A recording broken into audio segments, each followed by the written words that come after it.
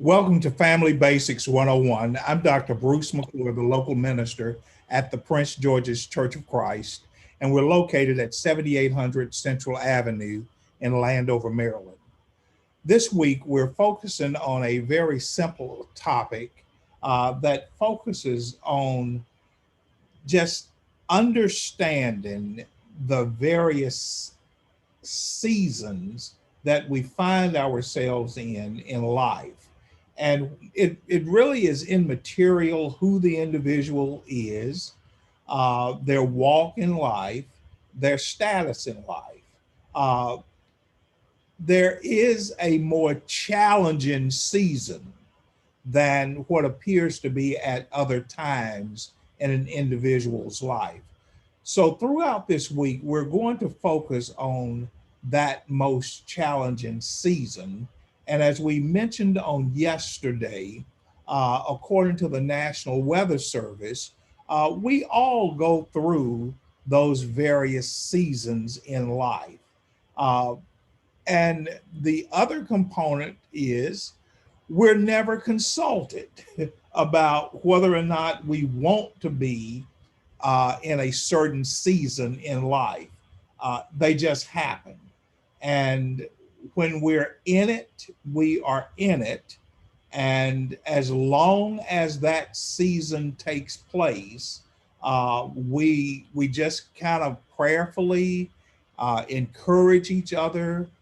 We work with each other. We're patient with each other to move safely through those seasons. And as I also mentioned on yesterday, uh, the season that appears to be the greatest challenge is found between September and March of each year in our lives. And today we will talk more about why I believe the the fall season, the winter season, in all likelihood, is the most challenging time. And we'll look at three things to get us through that difficult season of life uh, so that we can learn in Romans 12, verse 15, to rejoice with those who rejoice, but at the same time, learn to weep with those who weep. We're going to look at three things. Today, we will focus on the seasons are going to occur, period. You can't make them go away. You can't wish them away. Uh, Nobody can make them disappear for you. Uh, just as sure as September rolls around, we're now knocking on the door of October. We're moving into a critical season that is challenging for many, many people for various reasons.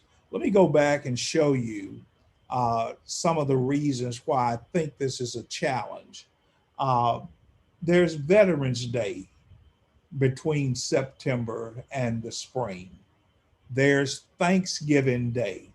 There's Christmas.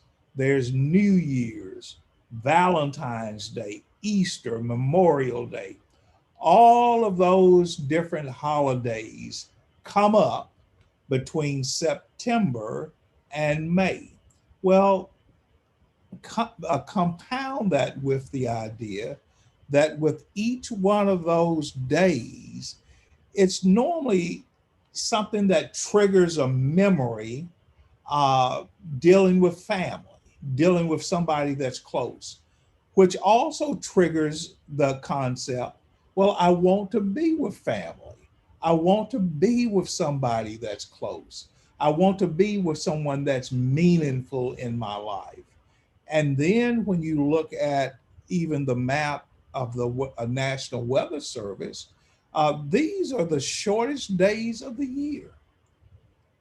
So during the darkest days, the days where it's sundown by 5 p.m., we've got to go the entire evening, all night. dealing with whatever has taken place, whether it's good or bad. And it's a time of the year that says to most people, I don't want to deal with those seasons by myself. But this is for sure. None of us can make those seasons go away. The seasons are going to occur. There are certain events in life that just are, regardless of whether we quantify them or not. See, we can't say, well, from fall to spring, I want all of these good things to take place. Well, we have very little control over that. You can't just have all good things happen during that particular season. The month one is born might have been in mid-July, or it may have been in mid-January. Nobody consulted you on that. The month one dissolves a relationship may occur in the midst of the same month where you lose a job, or in the midst of getting a promotion at work. Uh, so relationships come, but then I lose a job, or I may have gotten a new job or a promotion.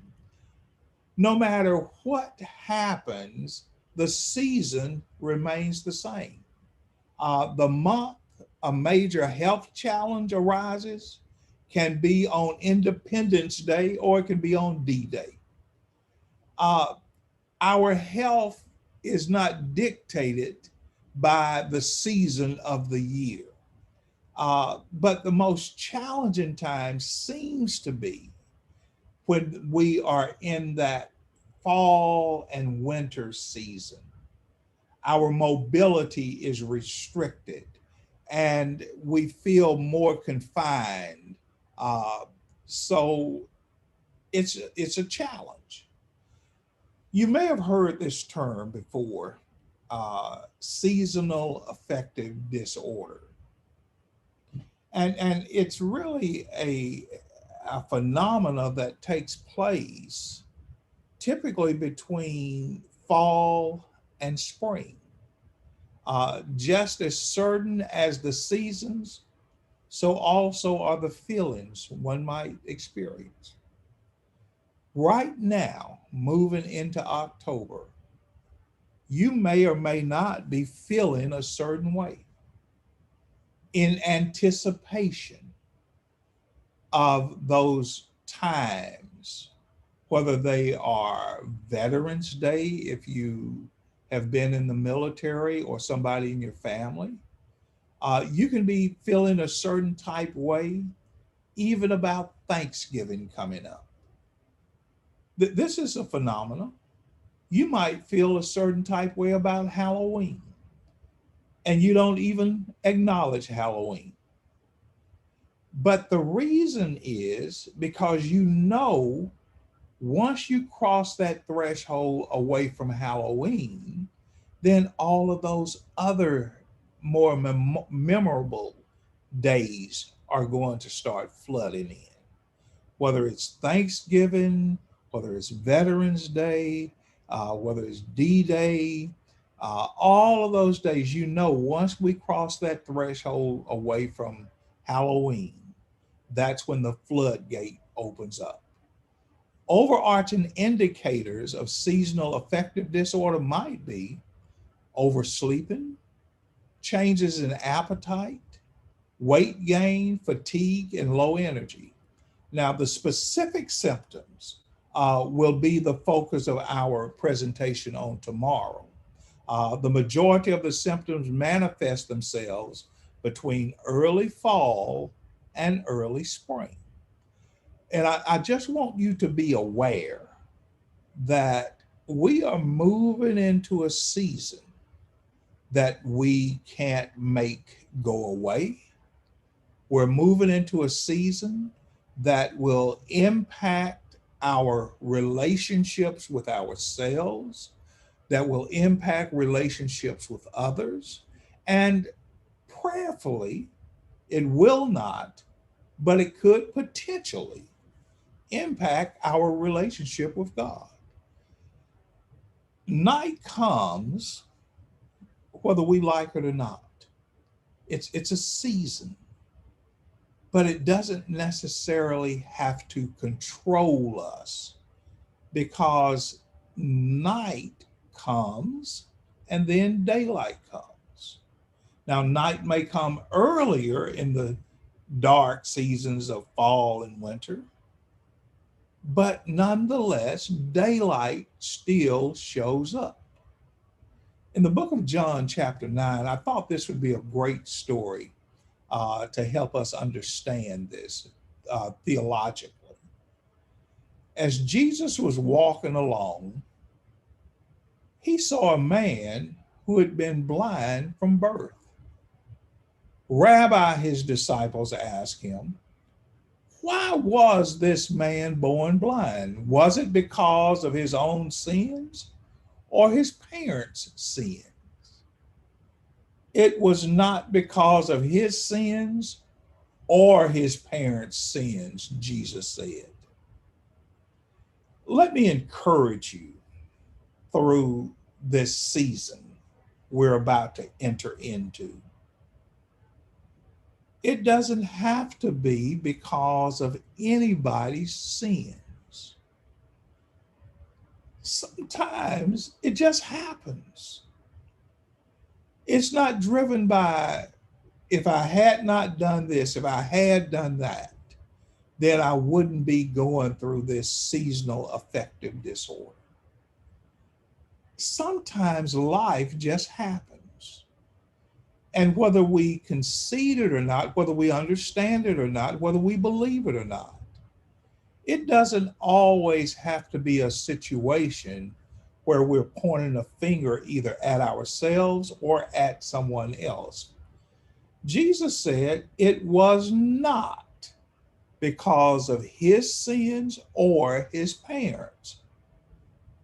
This happened so the power of God could be seen in him. Why do I feel this way during this time of the year?